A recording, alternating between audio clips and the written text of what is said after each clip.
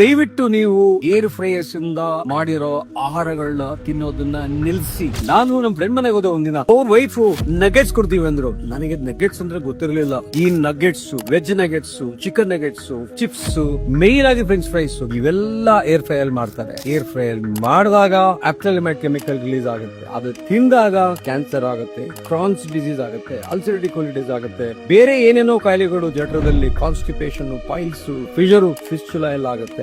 ಈಗ ತಾನೇ ಒಂದು 12 ವರ್ಷ ಡಾಕ್ಟರ್ ಮಗುಗೆ ಫಿಸ್ಚುಲಾ ಆಗಿತ್ತು. ಇದ್ಯಾಕಪ್ಪ ಈ ವಯಸ್ಸಿಗೆ ಫಿಸ್ಚುಲಾ ಅಂತ ಒಂದು ಕೊಲೋನೋಸ್ಕೋಪಿ ಮಾಡ್ತೀವಿ.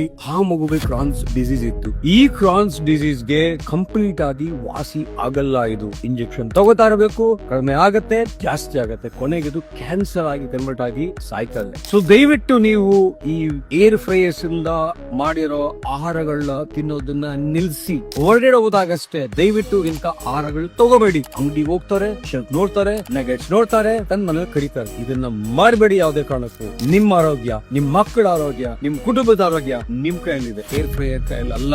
ಸೊ ನಿಮ್ ಆರೋಗ್ಯ ನೀವು ನೋಡ್ಕೊಳ್ಳಿ. ತುಂಬಾ ಇಂಪಾರ್ಟೆಂಟ್. ಏರ್ ಫ್ರೈಸ್ ನ ಯೂಸ್ ಮಾಡಬೇಡಿ.